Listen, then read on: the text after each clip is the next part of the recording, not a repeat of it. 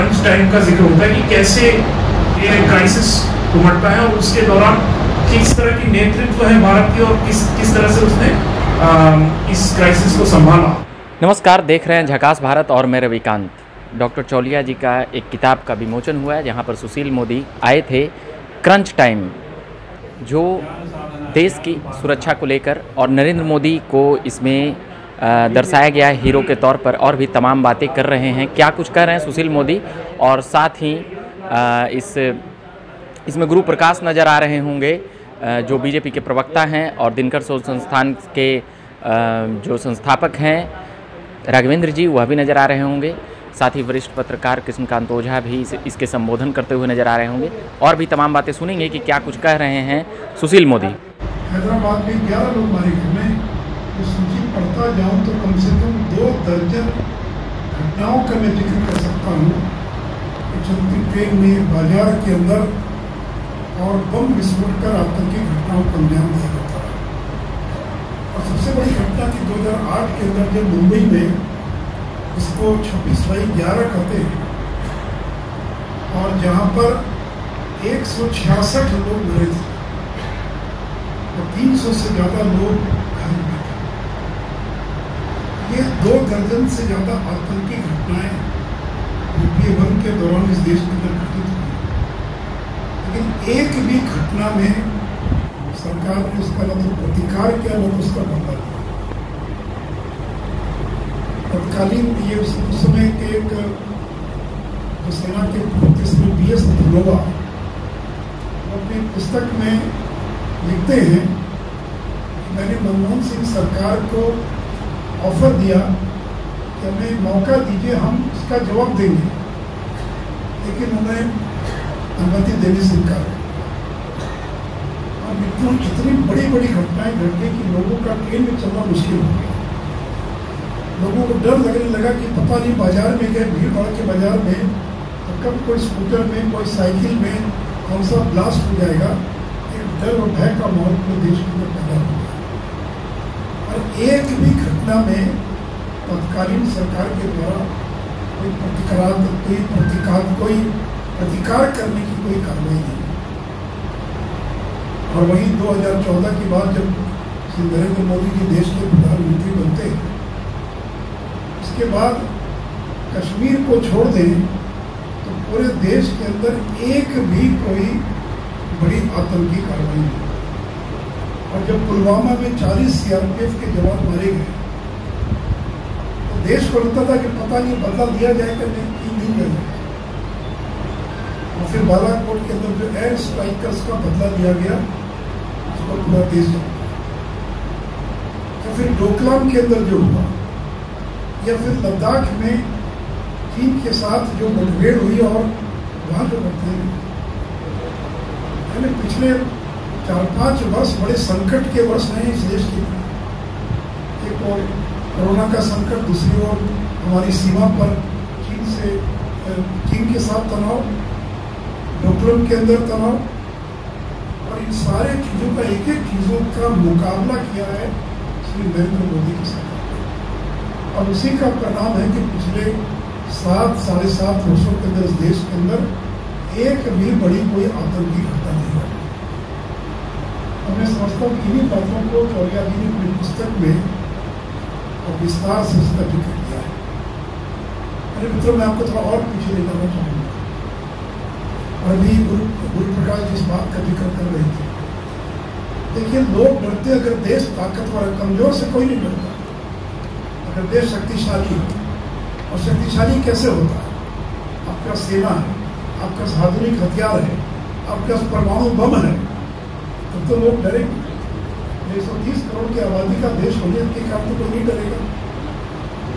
और अटल बिहारी वाजपेयी जब प्रधानमंत्री बने, आपको याद होगा कि पोखरण का 11 और 13 मई को 1998 को 5 सफल परमाणु परीक्षण किया गया। उसके पहले अमेरिका ने दबाव डाला और नरसिम्हा राव की सरकार परमाणु विस्फोट नहीं कर पाई। अमेरिका को मालूम हो गया कि ये परमाणु विस्फोट करने वाले की तैयारी है। इतना अमेरिका का दबाव था कि आप परमाणु परीक्षण नहीं कर सकते। जैसे मेरे पास बंदूक है, लेकिन मैं नहीं चाहता कि पड़ोसी के पास बंदूक हो।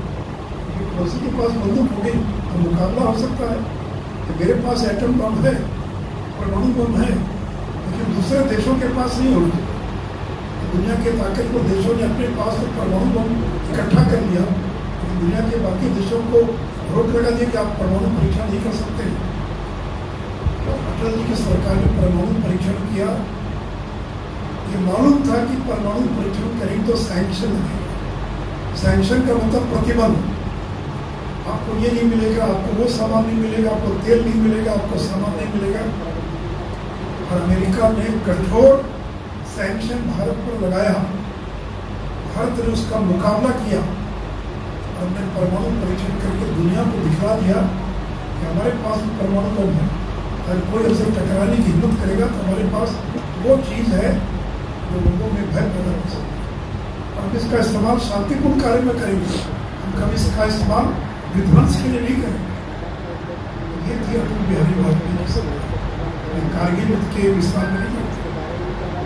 और जब नरेंद्र मोदी सरकार बनी, इसका जिक्र बाला ने किया, एक बड़ा काम किया। अभी सेना के 3 में आप जानते हैं, एयरफोर्स, नेवी और मिलिट्री है, आर्म फोर्सेस, लेकिन तीनों का कोई प्रमुख नहीं है।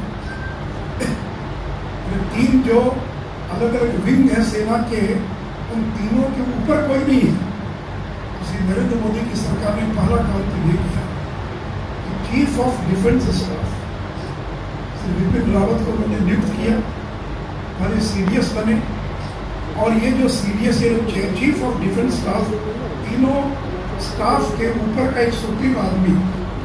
और ये जो था, यह व्यक्ति मिलिट्री, ये डिपार्टमेंट ऑफ मिलिट्री अफेयर्स का भी हेड होगा। और तीनों सर्विसेज की जो चीफ है, उसकी कमेटी, ताकि कोई निर्णय करना कौन कोऑर्डिनेट करेगा। एयरफोर्स अलग है, नेवी अलग है, आर्म फोर्सेस अलग है। इन तीनों का कोऑर्डिनेट करने वाला कोई व्यक्ति तो होना चाहिए। अमेरिका से लेकर दुनिया के बाकी देशों में ये व्यवस्था है, लेकिन भारत के व्यवस्था नहीं। मित्रों, आज रूस और यूक्रेन का युद्ध चल रहा है। आपको मालूम है कि भारत अपना जो हथियार खरीदता है, उसका सबसे बड़ा निर्यातक कौन है? तो रशिया है। मैं आगे आऊंगा इसके अंदर कि रशिया कितने बड़े पैमाने पर हमको हथियारों की आपूर्ति करता है। लेकिन उसके पहले आपको बता दूं कि हम जितना सेना पर खर्च करते हैं या मिलिट्री पर खर्च करते हैं, चाइना उसका 4 गुना खर्च करता है और अमेरिका उसका 10 गुना खर्च करता है। हमारे पास इतने संसाधन नहीं है, फिर भी हम खर्च करते हैं। लेकिन आज दुनिया में डिफेंस पर खर्च करने वाला भारत दुनिया का 3रे नंबर का देश है। अमेरिका लगभग $801 बिलियन प्रति वर्ष खर्च करता है, चाइना $300 बिलियन और भारत 77 बिलियन। यानी चीन हमसे 4 गुना, अमेरिका हमसे 10 गुना। और अमेरिका की आबादी 30 करोड़ होगी, करीब 30-35 करोड़, हमसे 1/3 आबादी। और रशिया और यूके हमसे मिलिट्री स्पेंडिंग में हमसे नीचे है। लेकिन मित्रों, हमने अपने देश के अंदर जो हथियार है, हथियार मतलब केवल बंदूक, तोप वगैरह नहीं, जो गाड़ियां हैं, जो मिसाइल्स हैं, जो 3 चीज़ें आती हैं इसके अंदर, हम ज़्यादातर इंपोर्ट करते हैं, आयात करते हैं।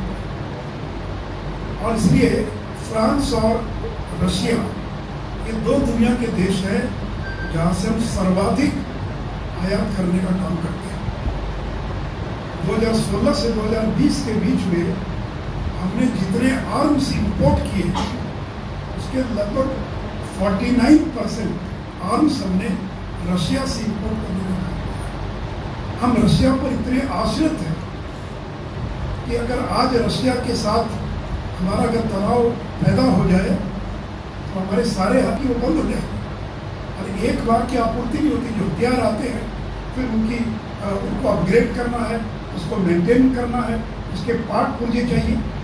तो आज हम रशिया पर इतने ज़्यादा निर्भर हैं।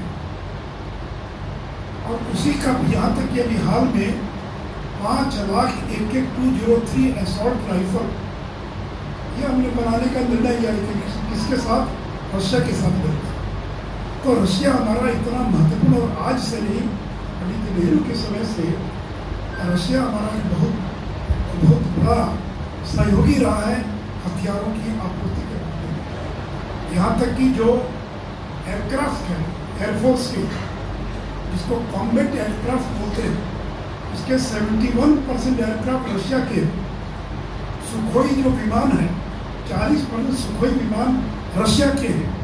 MiG-21 22% MiG-21 ये रशिया के हैं। यानी कहने का मतलब तो यूक्रेन आज ना अलग हो गया, ये तो पहले रशिया का हिस्सा था, तो 91 में अलग हुआ। तो हमारे पास जो बड़े पैमाने पर जो हथियार आते थे USSR से आते थे, जो रशिया के या सोवियत रिपब्लिक के, अब वो हिस्सा हुआ करते थे। हमारे जो टैंक्स हैं, टैंक्स का 66% ये रशिया से बने हुए टैंक्स हमारे पास है। उसके विस्तार में केवल ये कि रशिया से कितनी बड़ी मात्रा में हथियारों की आपूर्ति होनी है। मैं देश के प्रधानमंत्री श्री नरेंद्र मोदी जी को धन्यवाद देना चाहूँगा। उनके प्रधानमंत्री इंडिया का अभियान चला, हथियारों की आपूर्ति के लिए विदेशों पर निर्भर न रहना पड़े, हमारे देश के अंदर ही हथियार बने, जो डिफेंस के सामान उसका निर्माण यहीं पर हो, और कम से कम उनको आपूर्ति करनी पड़े। और मैं बैठे लोगों को बताना चाहूँगा कि पिछले 5 वर्षों में भारत ने पहली बार 75 देशों को हथियार एक्सपोर्ट करने का काम किया, हमने निर्यात करने का काम किया। 2022 तक लगभग 12,000 करोड़ रुपए के डिफेंस के जो इक्विपमेंट्स हैं वो भारत ने निर्यात करने का काम किया। और हमारा टारगेट है कि 2025 तक हम 36,000 करोड़ रुपये प्रति वर्ष हम हथियारों का निर्यात कर सकें। ब्रह्मोस का आपने नाम सुना है, ब्रह्मोस क्रूज मिसाइल। अभी हाल ही में भारत सरकार ने फिलीपींस के साथ एक समझौता किया है और 2,700 करोड़ रुपये के हमने समझौता किया है। मित्र मैं ये कहना चाह रहा था, भारत की सरकार ने और धीरे धीरे और ज़्यादा से ज़्यादा इससे भारत की सरकार ने एक निर्णय लिया और अभी करीब 200 से ज़्यादा ऐसे सामानों को के पास भी वही हथियार जो मेरे पास है, नहीं कैसे होगा तो बराबरी हो जाएगी। तो आपका हथियार यूनिक होना चाहिए, कस्टमाइज होना चाहिए। माला किस तरह से मुंहतोड़ जवाब दिया जो आक्रांता है उनको। तो दूसरी रही बात कवर पे, हमारे अति प्रिय मोदी जी हैं, अब इनको आप कई अवतारों में देखते हैं, लेकिन कवर के लिए आपने ये वाला चुना जिसमें वो BSF के वर्दी पहने हुए हैं। ये लोगेवाला जो एक बड़ी मशहूर युद्ध हुआ है 1971 की लड़ाई में, तो बांग्लादेश की लिबरेशन वॉर के टाइम पे, तो उस पर ये मोदी जी गए थे और उन्होंने एक टैंक पर सवार होकर ये चित्र दिए थे। ये पब्लिक प्रेस इंफॉर्मेशन ब्यूरो से दी गई है। तो हमने ये इसलिए चुना, देखिए ढाल है उनके सामने शील्ड और उस पर उनका हाथ है